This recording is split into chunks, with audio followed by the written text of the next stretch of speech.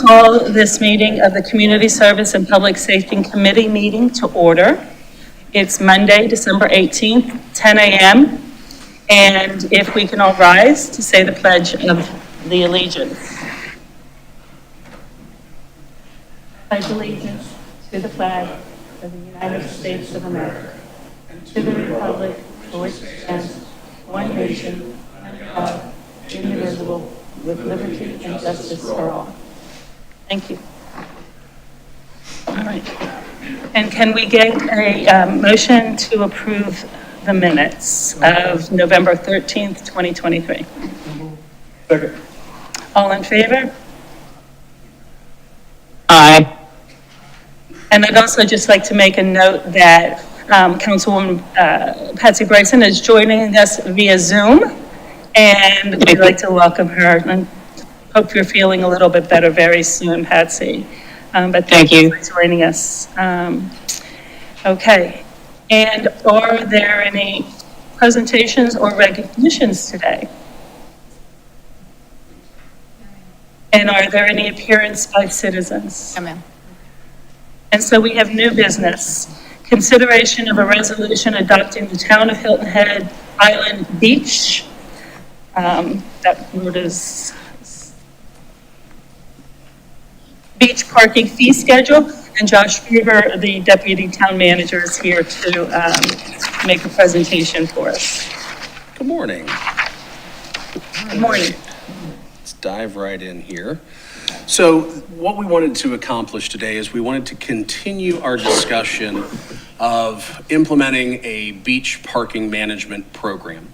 And just by way of some very brief background, this project started a couple of years ago, initially with hiring the services of an outside consultant who focused in the area of parking management.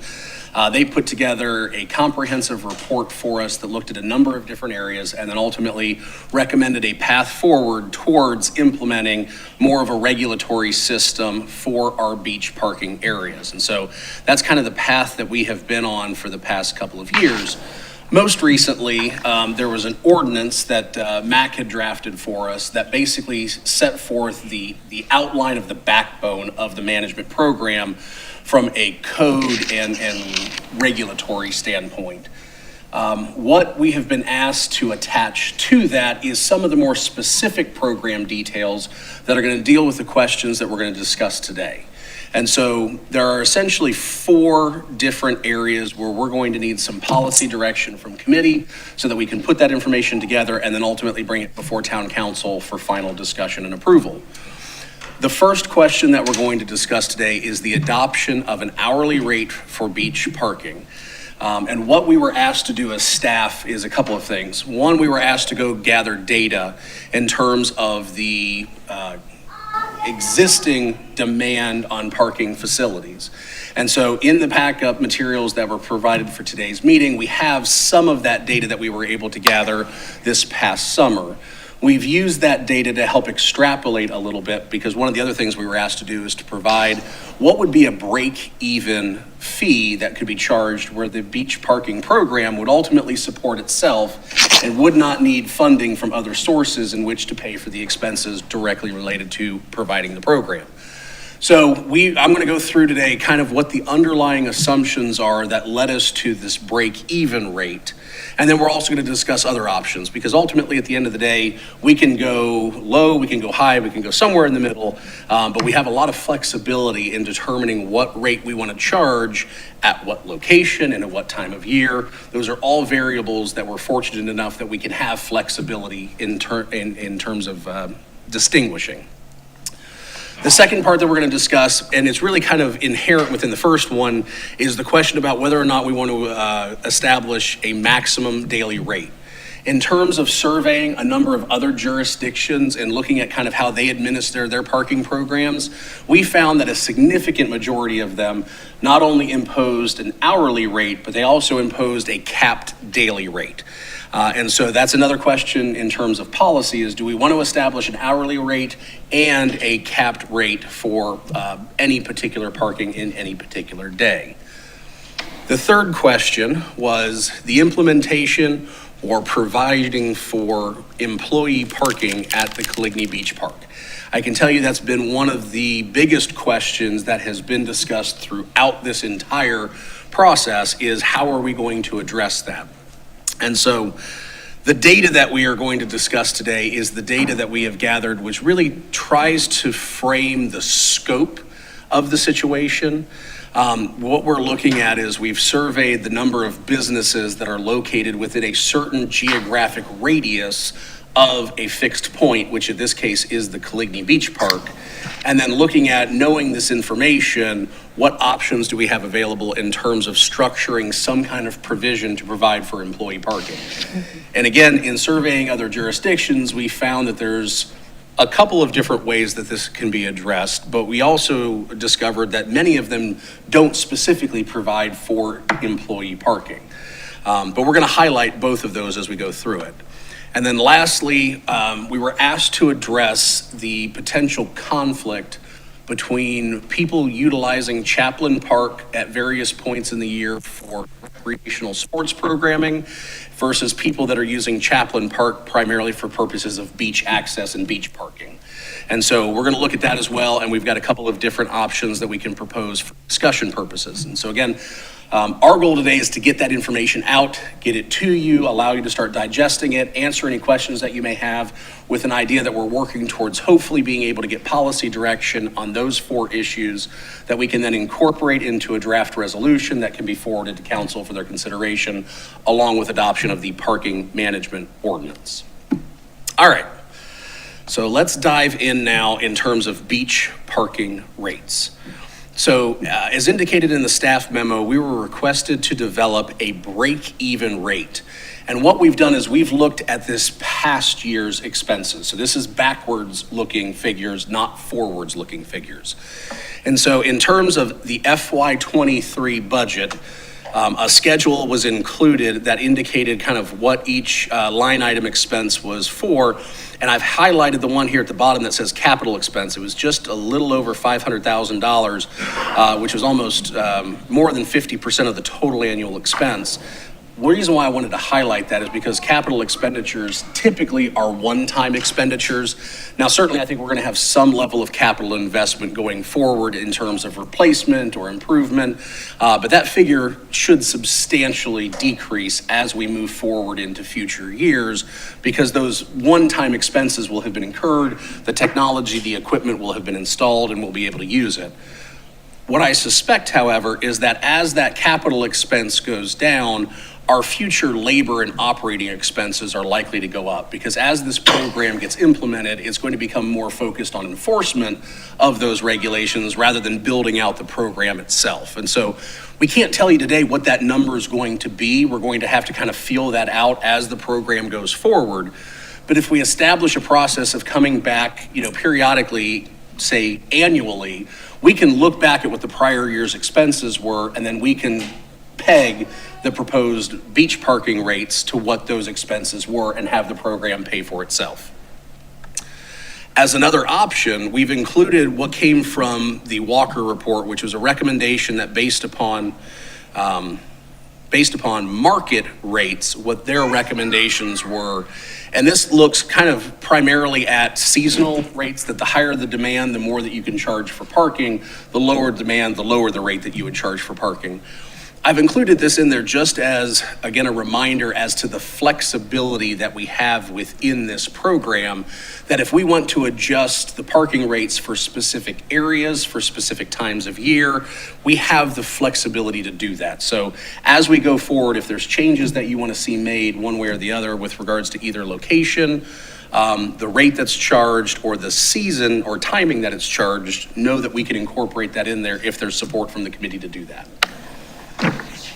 The last thing that I want to say on the rate. So we've proposed a break-even rate of $1.30 per hour, and I want to cover kind of what some of the underlying assumptions are in creating that recommendation.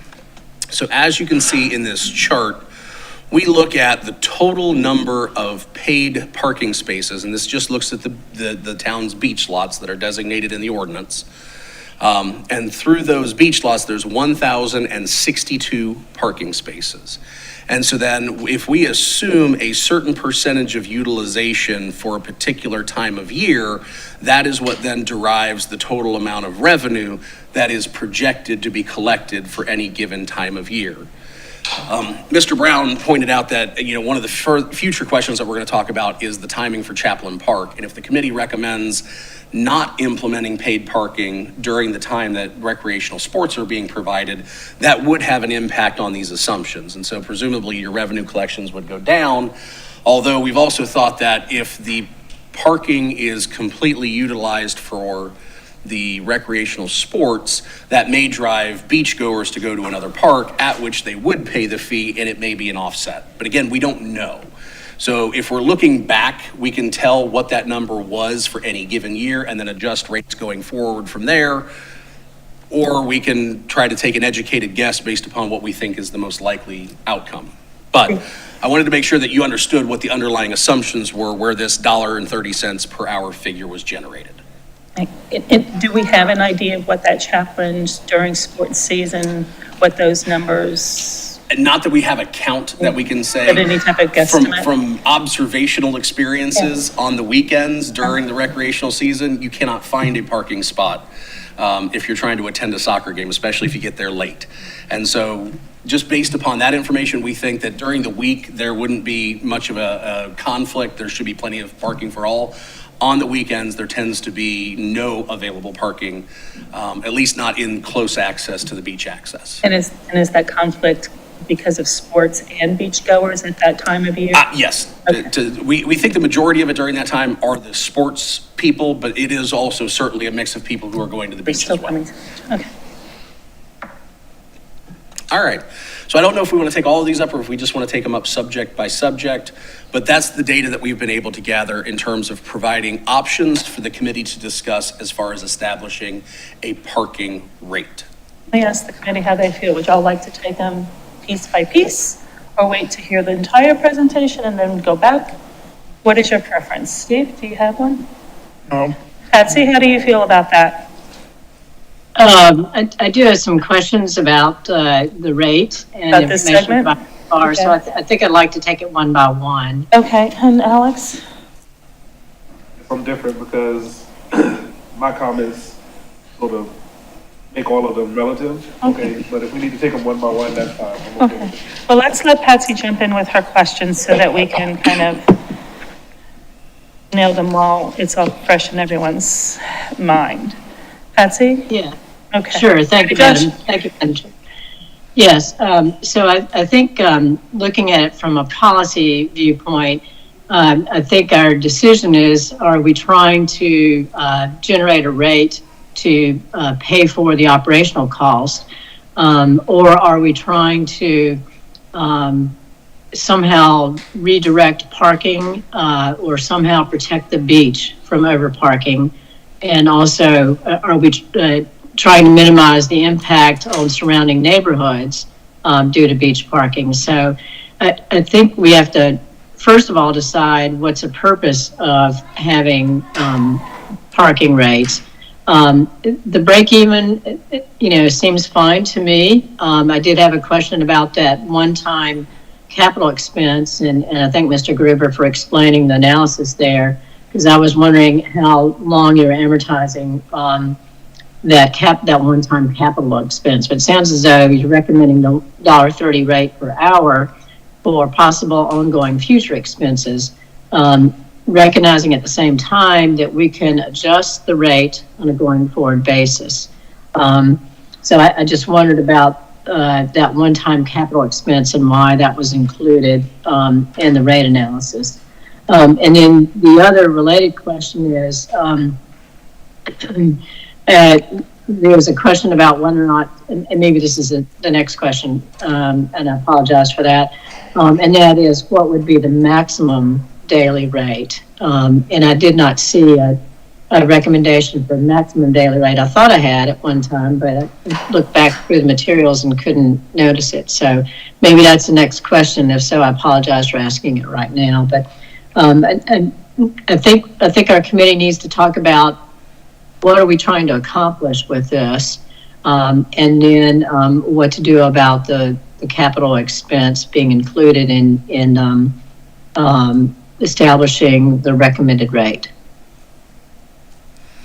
Yes, ma'am. So just to touch on a couple of those briefly, again, to highlight those capital expenditures, that was as part of this past year's budget. So those were one-time expenditures. They're likely to not go forward, certainly not in that amount. I think we will have some amount of ongoing capital investment or reinvestment, but certainly not to the tune of $500,000. But again, we do suspect that as this program comes online, the overspill, the enforcement within the neighborhoods, that is going to become much more of an acute issue that we're going to have to stay on top of once the requirement to pay for parking goes live. And so while we don't have those in this year's budget, because that was not a part of what was previously adopted, we're anticipating needing that for the future. So we're kind of indicating that while that capital expense figure is going to come down, the operational expense figures are going to go up, and it may be enough of an offset that it's a wash, but if it's not, we have the ability to come back, this time next year, whenever the committee feels it's appropriate to do so, to look at those expenditures and then peg the parking rates at a break-even rate, if that's the policy direction from committee. And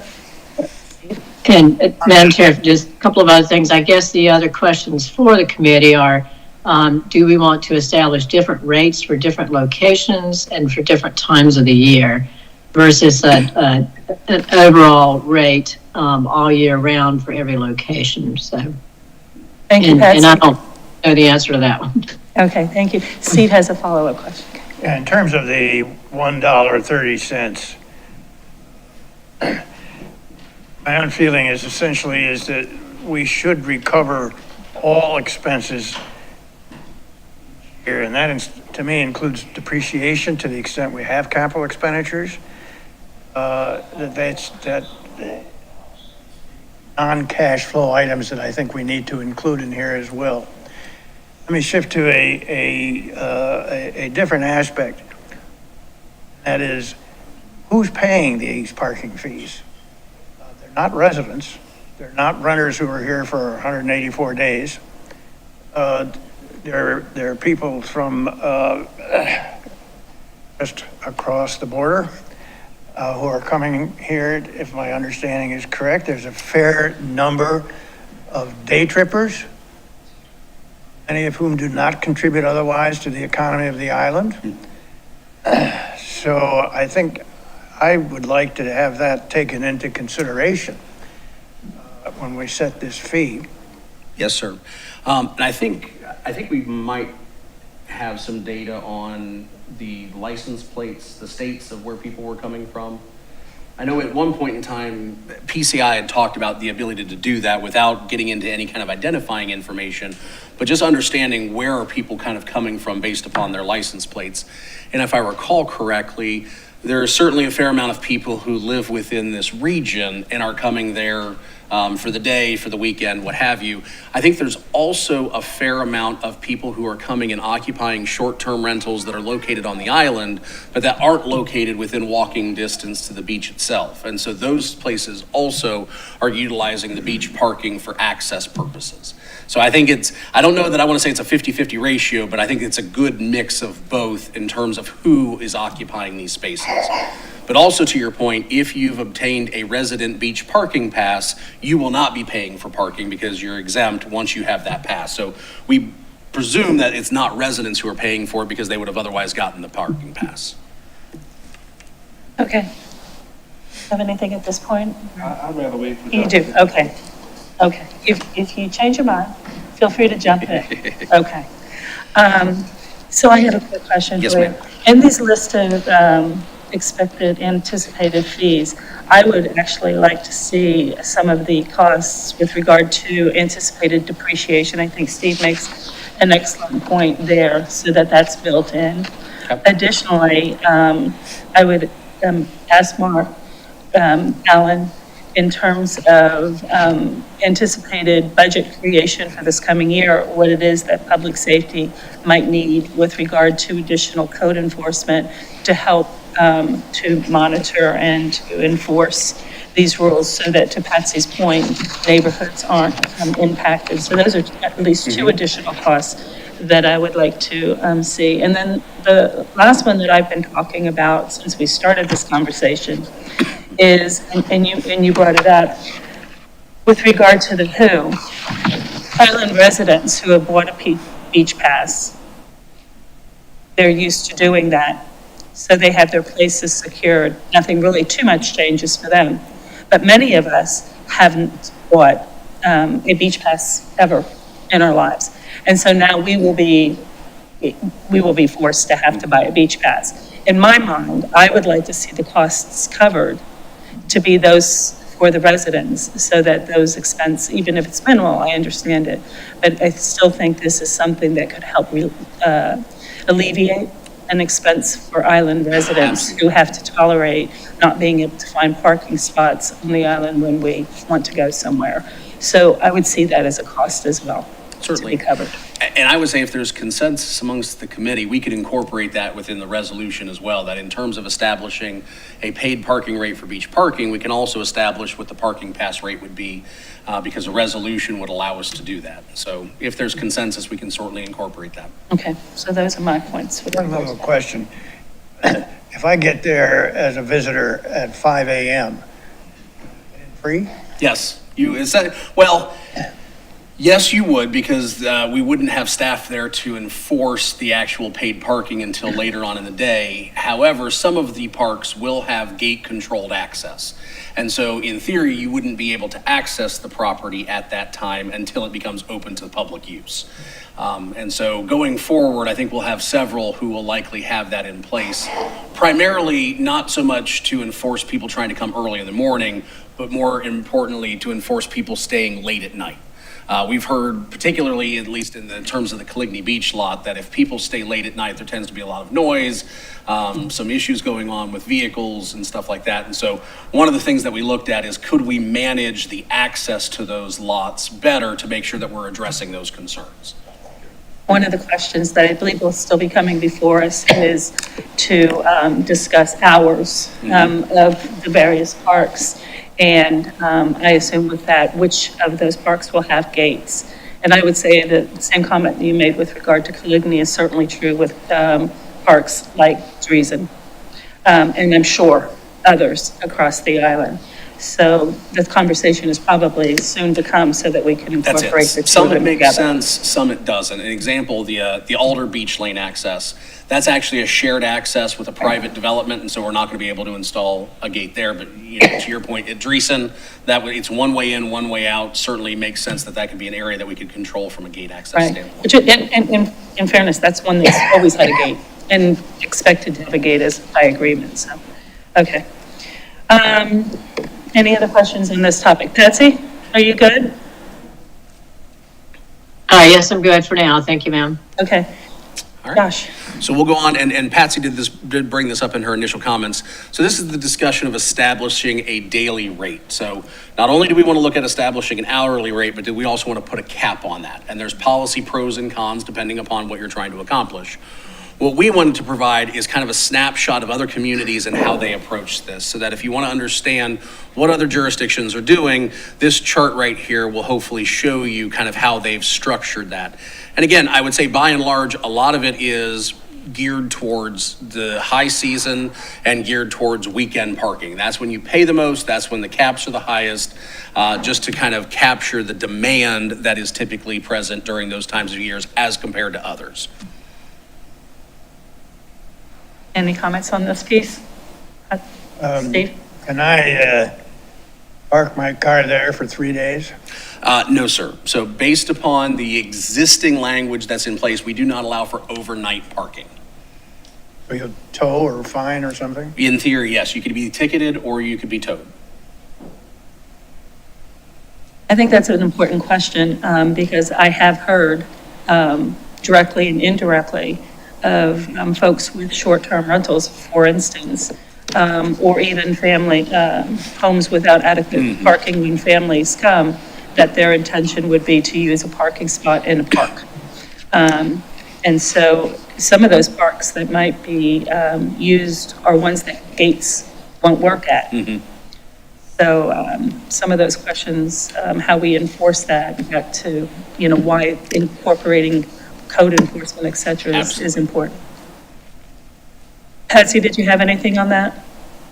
Yes, thank you, ma'am. So just looking at the recommended rate of $1.30 an hour, if you're there from 8 a.m. to 8 p.m., by my calculations, that's $15.60 for those 12 hours. So in looking at some of the maximum daily rates, Folly Beach is $10/$15, Charleston County Beach Park $5 to $15. So they range, it looks like, from $5 maximum to $25. And that's probably driven by what their hourly rate is. For instance, Wrightsville Beach may have a higher hourly rate, but does the staff have a recommendation on a maximum daily rate based on the $1.30 per hour? So the only recommendation that we have is kind of going back to the assumptions that are inherent within the break even, knowing that that was kind of a goal at a minimum of the committee. We anticipated that the the length of parking would be 3.5 hours. And so at $1.30, based upon these assumptions, I don't know that we would assume that people would hit that daily parking maximum, which is why we kind of haven't proposed one if the rate is going to be $1.30 an hour. If the rate's going to be something higher than that, then I think we do come back into maybe we do need to look at a cap in terms of the rate. But at $1.30 per hour, like you said, you'd have to park there all day before you hit anything that would be close to a market cap. Right. And I see Mac has stepped up. You have something you'd like to add? In the draft resolution that we haven't yet gotten to yet, it does contemplate currently a $15 daily maximum rate. Obviously, that can be changed, but that's what is, I just wanted to make sure that's. And that was based on these calculations provided in the $1.30 an hour? It was the $15 daily maximum rate, just based off of, that was within the range that we've seen with other jurisdictions. Again, these calculations are based off of an average parking session of 3.5 hours. Thank you. Yeah, Madam Chair, at a higher rate, I guess. So for instance, if it's $4 an hour times 4 hours, that'd be $16. So yeah, okay. But at $1.30, perhaps not including a maximum rate. Yes, I ma'am. see. Okay. So those were the first two questions. The third question dealt with employee parking.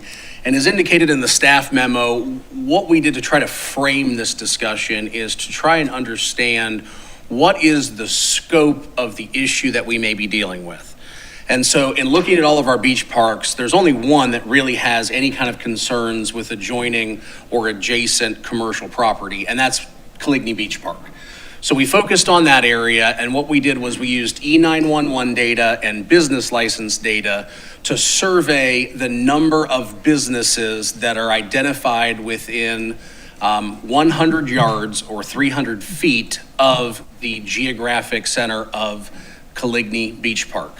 And there was a spreadsheet that was included in your list that showed all of those businesses. We've taken that and we've applied that to our mapping system, and this shows you kind of all of those businesses being identified. If it's not identified, those are typically residential structures. So that right there is residential, this is residential, and this is residential. All the remaining ones, this is a hotel, this is a hotel, and then all the other ones are the businesses that are in and around this area. So when you add up all of those businesses, I believe it's 149, let's just round up and say 150 businesses that are within what we consider to be walking distance of the Coligny Beach Park. And that's important to understand because this parking lot in totality holds right around 400 parking spaces. So if we assume that some of these employers are larger, such as the Beach House, who are going to have numerous employees, and some of the other ones here within Coligny may be much smaller and they may only have 1 or maybe 2 employees, if you average that out to 2 employees per business at 140, 150 businesses, you quickly can use up almost the entirety of Coligny Beach Park just with employee parking, if that's what you're going to designate it as. So we've also looked at kind of how do other jurisdictions address this issue, and I know that the information is included in the staff report as well.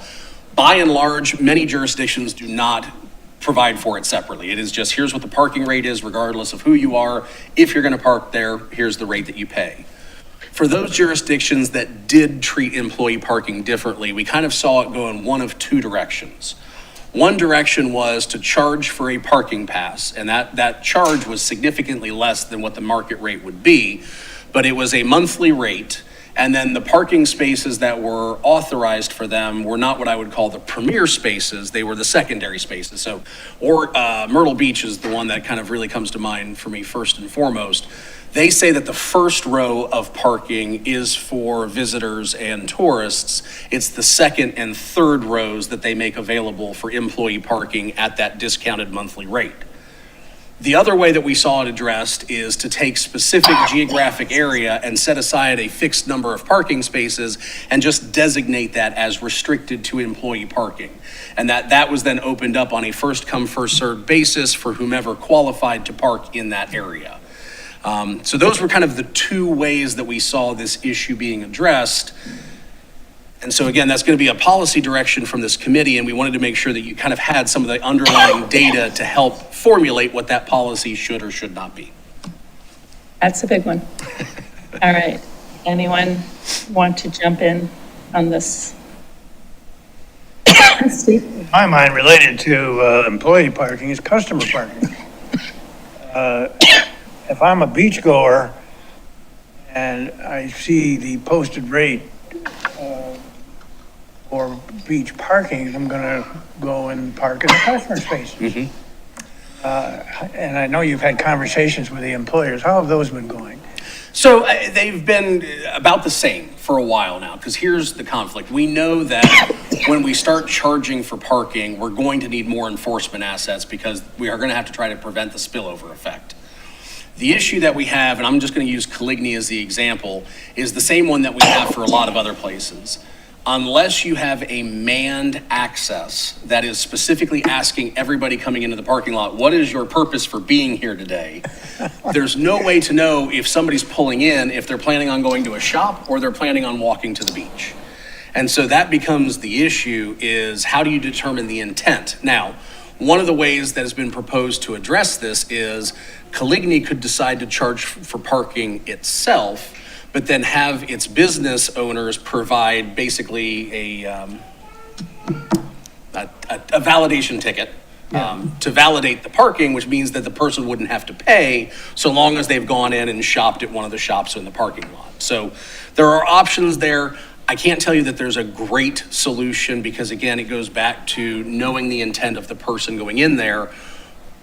But if we do create more enforcement assets as a part of this program, we will be able to try to work with them to the extent that we can and try to control that issue. Have there been discussions of employers participating in this charge rate? We've not discussed a specific proposal with them. What we've heard from them is a significant portion of their employee population does utilize this area for parking. At least that's what they've represented to us. And that if we begin to charge for parking, that is just another impediment to them hiring staff or being able to pay for it. Right, that concerns me. That's it. And so I think that goes back to one of the other things. We can provide a discounted parking, pass and allow them to park here. Another option that's recently come up with regards to the acquisition of the Wild Wing property, if we wanted to, remove the building that's there, but then dedicate those parking spaces towards employee parking, we could set aside a specific number of parking spaces that would be available on a first come, first served basis to try and provide for that need. I think one of the concerns is going to be is that knowing that if there's 150 businesses that are in this area, we're probably not going to be able to create something that satisfies everybody. There's just not enough parking to go around. But at least to try and provide some relief, I think would go a long ways towards addressing their concerns. I personally would urge the employers to pay for the customers' parking spots, to give them a reimbursement or whatever. I don't think you want to reduce customers, but I also don't think you want to reduce employees. Sure. It's a great suggestion, Steve. Alex, on this one, you want to jump in yet? Are you still waiting? Okay, just checking. Patsy, how are you? Yes, thank you, Madam Chair. First of all, I'm not as fond of the first come, first serve option, but I'm also concerned about administration and enforcement. So does the staff have a recommendation as to which would be easier to administer and enforce? Is it the first come, first serve, or is it the certain number of parking passes for employees? To me, I think it's the first come, first serve option. And the reason why I say that is if we just open it up and let's say we do a reduced monthly pass for employees, where do we cut that number off? You know, if there's an average of 5 employees per business, are we going to be giving out 250 or more, employee parking passes, at which point, there might not be any beach parking availability within Coligny? And so I think if we set forth a specific number of reserved spaces, that gets us out of having to solve the question of who does or who does not get a pass. It is anybody who's qualified, but then once the spaces are filled, then it's incumbent upon them to find alternatives for employee parking. But to me, that's the only way that I can come up with a solution that doesn't provide for winners or losers in terms of who gets employee passes and who does not. In regard to having overflow cars seeking parking, are we going to try to do anything to help in that, such as have a lot that's farther away but with transportation? That's certainly an option. There's a number of different ways that we can do that. I know that one that was talked about was potentially utilizing USCB's parking lot for employee parking and providing a shuttle. Right now, our plans would be to provide the beach parking shuttle as we have the past couple of years. And certainly if we need to expand the hours that we're doing that, we can look at doing that, an option. Yeah, Madam Chair, if I could ask a couple more questions. Yes, ma'am. What are we hearing from the employers as far as the options go? Do they have a particular option that they would prefer? What we've heard from them is that they don't want us to charge for parking at all, for 2 reasons, not just the employee aspect of it, but they're also concerned that if we're charging for parking, that's less money that the people who are parking would have to spend at one of the businesses in the area. And so for them, it's kind of a multiple factor loss. It's that I have to now pay more for my employees to park, and I'm losing out on revenue because that revenue is going someplace else other than coming to me in terms of a good or service that I've sold. So we've not heard from them that they're open to any other option. They've just expressed concerns about implementing paid parking for those reasons. Okay. I have to scratch my head about concern about somebody spending $10 for parking and not spending $20 for whatever I'm trying to sell them. But anyhow, so the other question is, if it's first come, first serve, where would those spaces be in Coligny? Not excluding the Wild Wings property. Where is staff thinking of having those spaces? So the first one that comes to my mind is the Wild Wings property, just because it is new. There's no expectation from the public to have parking there for this purpose. And so if we were to establish it, it would probably be fairly easy to do it from a restricted use standpoint. Yeah, and if we're going to do that, I think you talked about tearing down the building. They were going to have additional capital costs to tear down the building and also restripe and put up some sort of gated access, I guess. So that seems as though then we're going to need to recover those costs. And if we're, it sounds like we're going to get back into some sort of monthly pass to pay for those kind of costs. That is certainly an option that the committee could recommend. And if not the Wild Wings property, then where would the spaces be reserved?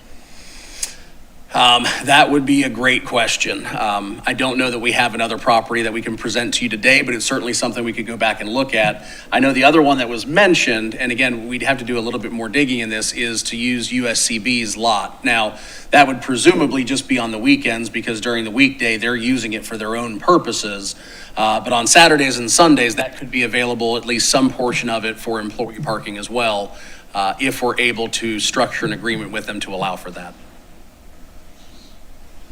Yeah, and I guess the last questions have to do with special events. Would the employee still have access to a reserved parking area on a first come, first served basis during special events? That would be a discussion for the committee and ultimately council to make that determination. Yes, I mean, that it could be reserved in perpetuity, it could be reserved on a temporary basis. It really just depends on what you want to provide for. Yeah. And the last comment on first come, first serve is, if employees start their shift, they have a morning shift, so to speak, then what does that leave for folks who come in the overlapping or lunchtime shift, et cetera? So that's another concern I have with first come, first serve, but it's a bit of a pickle. Mm-hmm. You all set, Patsy? Yes, Okay. ma'am, thank you. All right. So it is a pickle. And I think it goes back to some of the questions that Patsy you raised originally. What is the purpose of why we're creating parking? And I think, in my mind at least, I'll speak for myself, it has been to, A, protect neighborhoods, to B, make sure that our visitors are welcomed and that they have a safe, secure place to park their cars while they enjoy our shops. We value our businesses on the island, and while folks enjoy the restaurants and the beaches, our residents are obviously included in that dynamic as well. So there's some real important purpose behind creating this parking zone. I imagine when these businesses were applying, they went through the building standards, codes for parking. And I imagine that they met those businesses and standards. And I realize that Cligney itself is an older group of establishments, and so maybe those standards were a bit different with those times. But I'll say what hasn't been spoken yet, and the elephant in the room as far as I'm concerned. The Cligney conglomeration owned Wild Wings. The town of Hilton had purchased it from them. So if their concern was parking, they had every opportunity to take down that building at their expense and create their employee customer parking, and not instead sell it to the town at a cost benefit to them, for us to do the improvement to provide for them to solve their problem. So I'm not really sympathetic, quite frankly. And I'm not generous with the taxpayer dollars to say that we've taken on that obligation at the taxpayer's expense for Coligny. So I think that only leaves a couple of points to be made. One, the purpose intent is to make sure that our visitors and residents are able to park safely and securely and enjoy Low Country Celebration Park, the businesses, the restaurants, and the beach. And that if the businesses need additional parking for their staff and their customers, then we welcome perhaps a limited number of parking spots that they can reserve on an annual pass or a monthly pass, and how they distribute it based on their staffing needs is up to them. But for me, the purpose was to create a safe environment for the visitors and residents to park. So that's really how I see it. We have very limited parking there.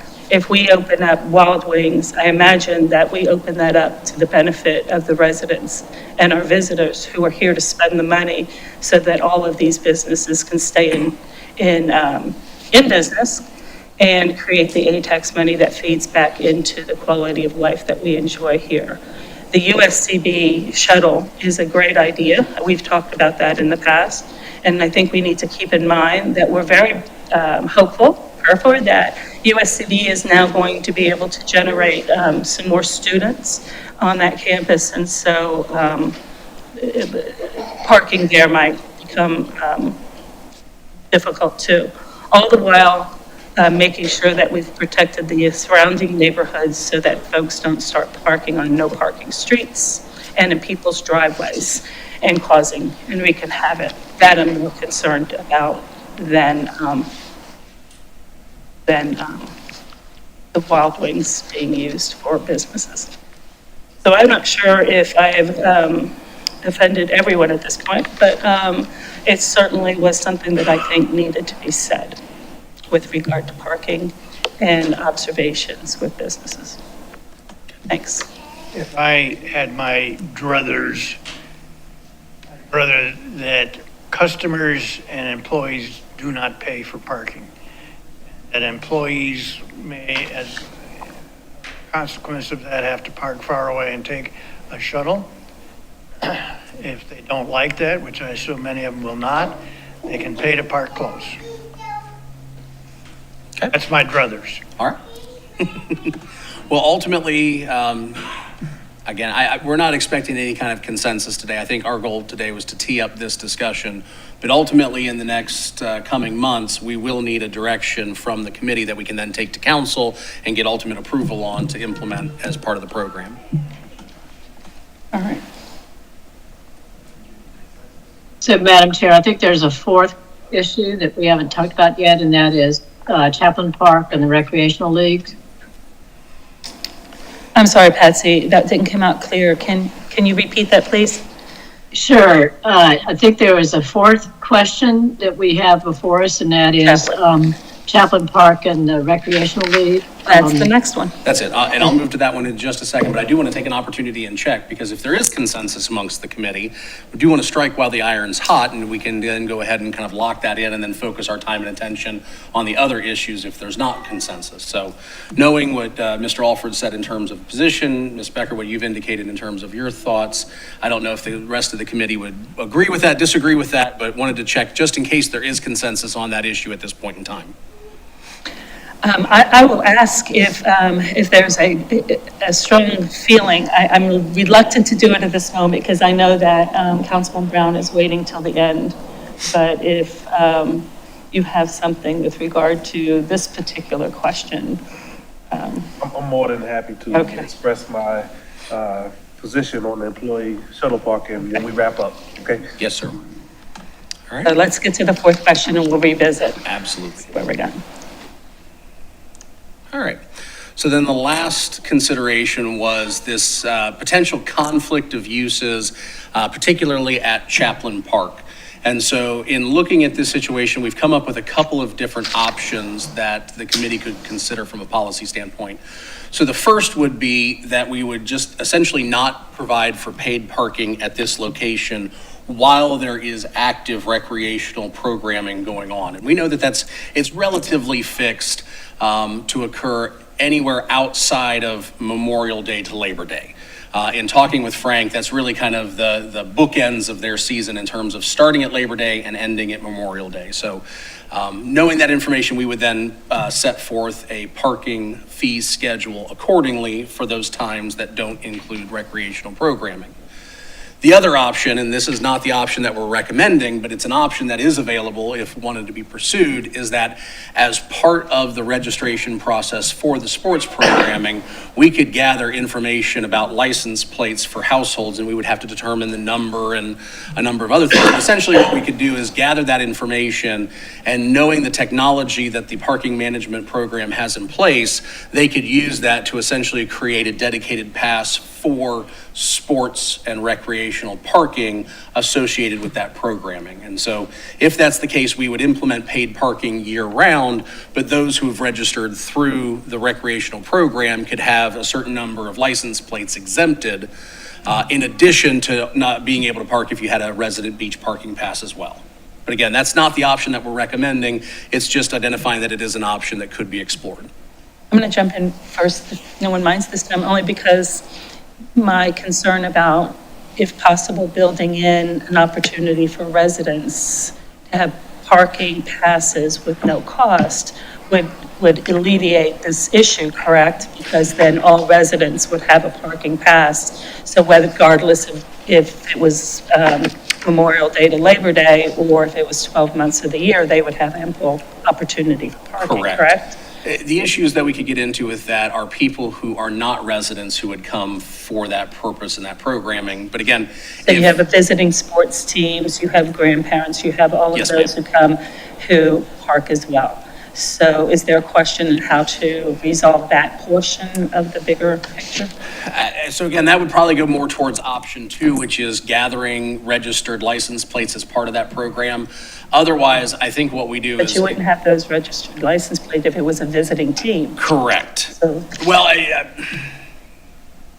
in theory, we could gather that information. maybe we but- just don't charge for them. And that's why we go back to the first option, which is the one that we're recommending, which is during that time frame, it's probably easiest just to not charge for parking. Not to charge for them. Okay.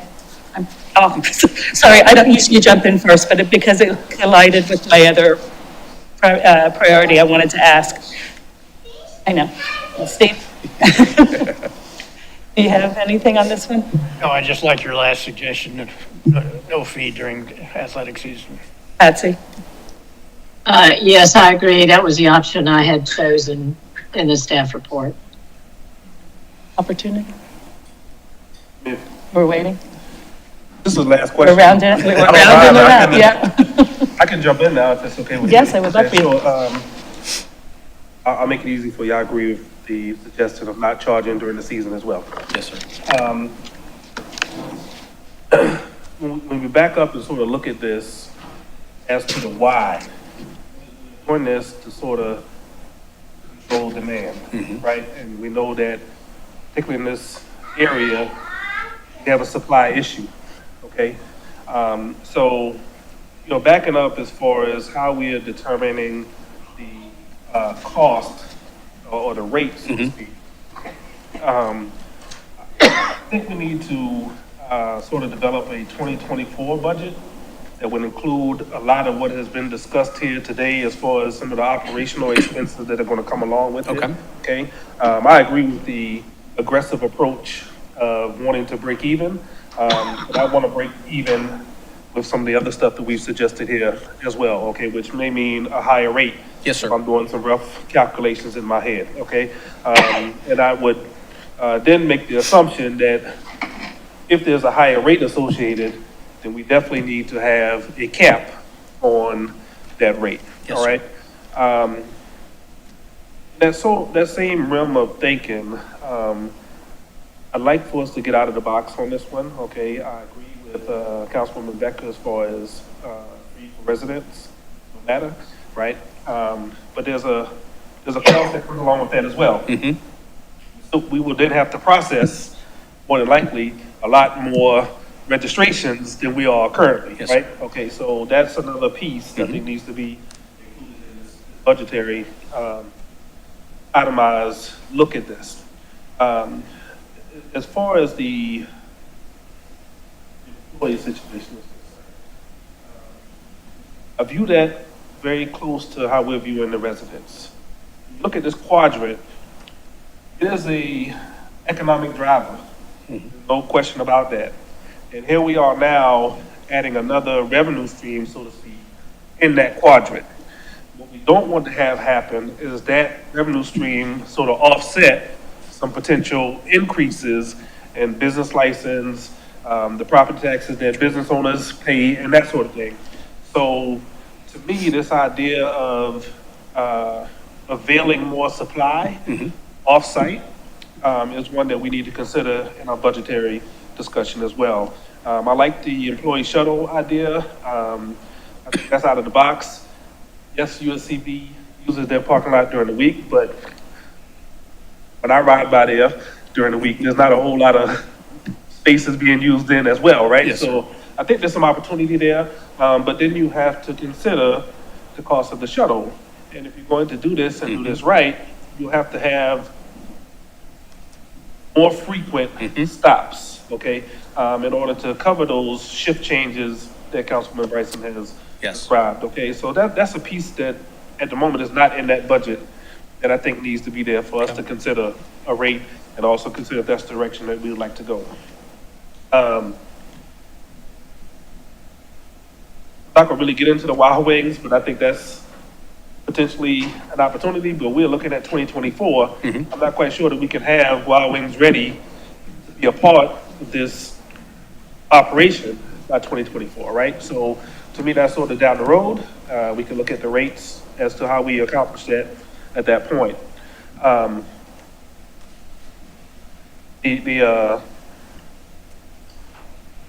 guess the only other thing that I'd add is we are looking to be live in 2024 on this, correct? That is our understanding, that council's asked that staff pursue this for implementation prior to, let's say, Memorial Day of 2024. So when we look at the budget, we'll be looking at it on a fiscal. So this is based off the FY '23 budget. And so here by June, we'll be able to look back and show what the FY '24 budget was. Okay, I just mentioned that because I think that it does have some play on us considering the in-season rate and out-of-season rate, okay, just because of the fiscal portion of it.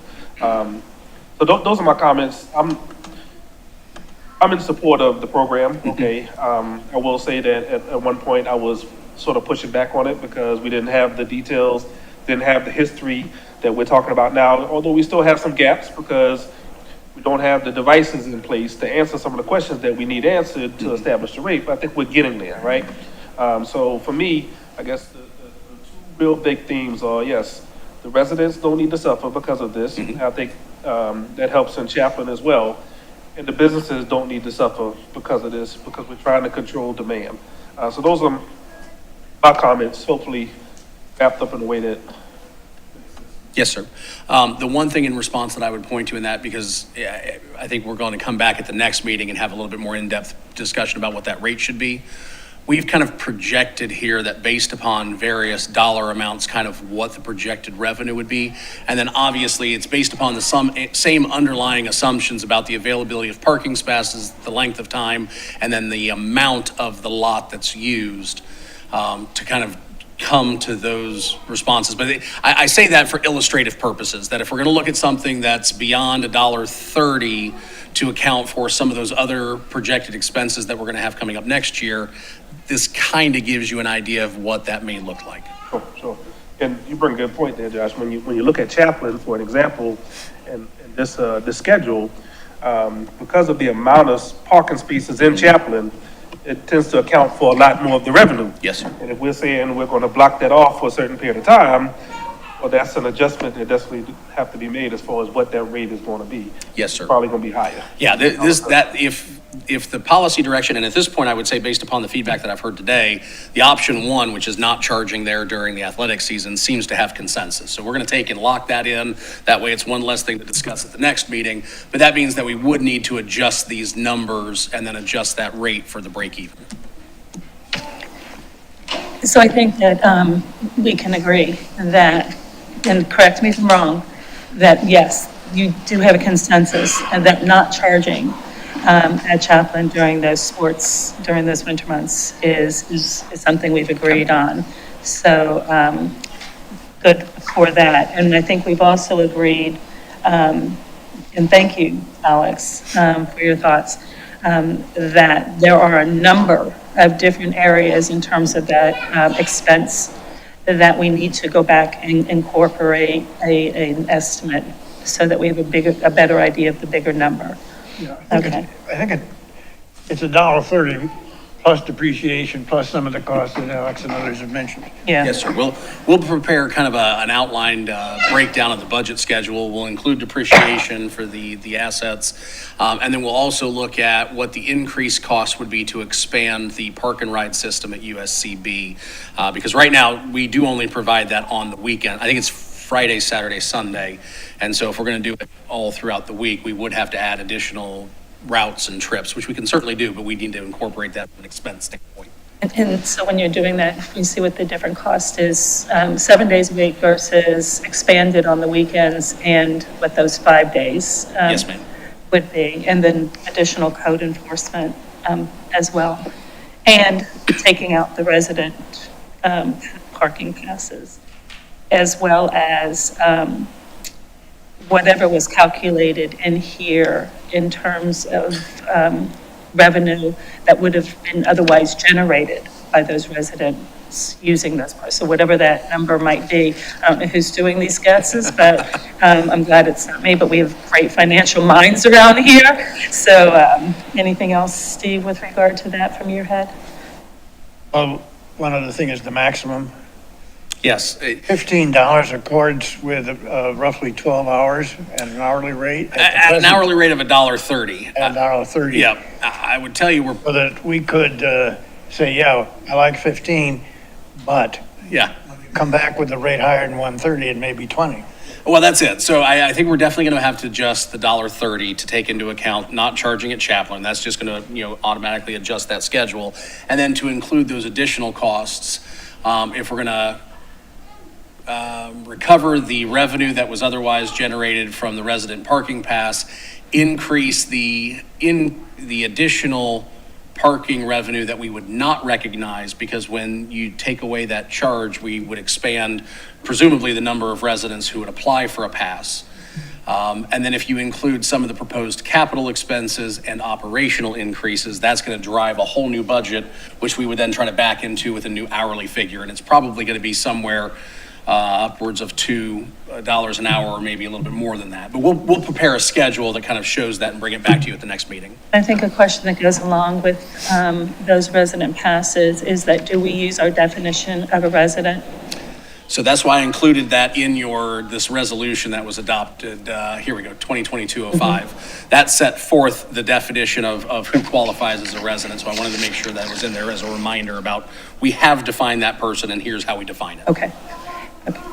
Patsy, did you have anything with regard to that discussion you wanted to add? Yes, with regard to the resident passes, I like the idea of either no or reducing the cost so that more residents can have passes for the beach parking areas. I'd be curious to know what the exact revenue amount was for the last 2 years for resident passes. And I guess you're going to provide us with that along with those calculations. And the other thing is that I don't know that we've come to some sort of consensus on what to do about employee parking, other than maybe looking at a shuttle option. But as far as my view right now, the least amount I would agree to is perhaps a small number of parking passes for employees per year, and certainly not anything like a multiplier of 150 businesses times 2 employees, because that takes up pretty much the whole parking area of $3.99.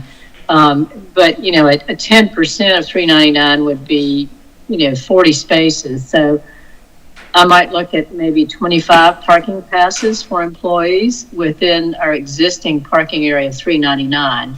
But and then, maybe the businesses have a lottery or something to see who gets the parking pass that year. But that's the only thinking I have right now about employee passes. If I could jump in just quickly on that last point, I prefer some simplicity. Not issuing passes would do that. Employees who park for free way off site will be self-selecting. You don't have to verify whether they're really employees or not. Yeah, I'll just add to that, just to give a little different perspective here. Yes, it needs to be as simple as possible, but as a business owner in this quadrant, right, a parking space is so valuable, okay? And I don't remember what the total number is in that quadrant, Josh, but the bottom line is, if you're using a multiplier of 1 or 2 employees per, that is valuable space. An employee parking in that space probably has 0 to 10% chance of them spending money within that quadrant.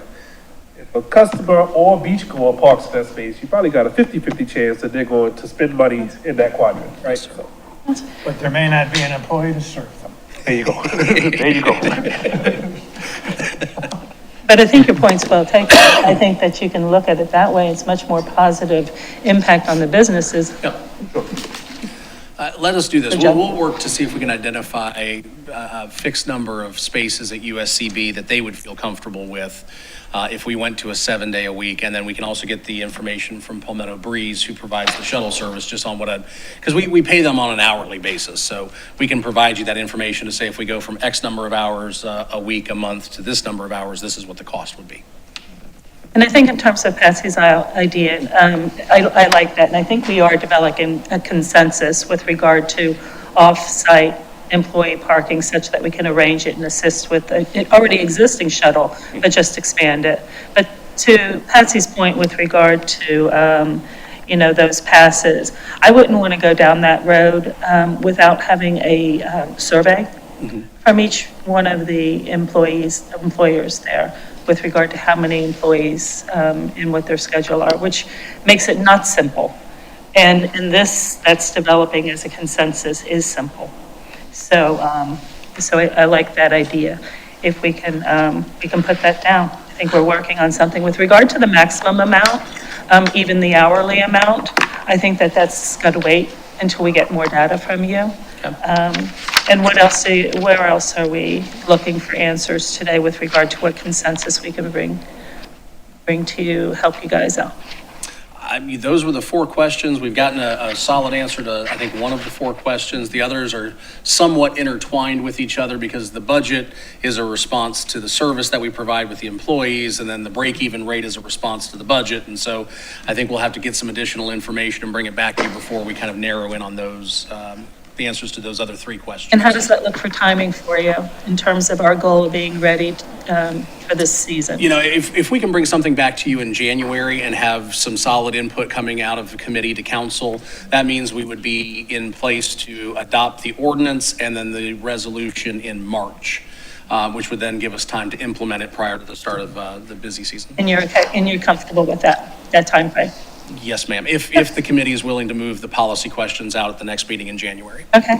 And if necessary, I'm going to ask our committee members, if necessary, if we needed to have a special meeting, we would be agreeable to getting ourselves back up here and helping out to make sure that happens. Absolutely. Everyone okay? Good. Thank you. Yes. Yes. Perfect. Thank you. Anything else for us today? Nope. No? I want to thank Mac for being here. I can tell you the backbone of all this data came from a lot of his research, and so I appreciate him continuing to be a part of this project. Thank you, Matt. I just wanted to say that I thought both the written and oral presentations today were excellent. Thank you. Well done. All right. Are there any public comments with regard to the beach parking proposals that we've discussed here today? No. All right, then we stand adjourned. Merry Christmas, everyone.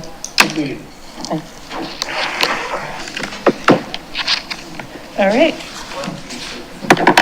Well, I am going to go take those babies.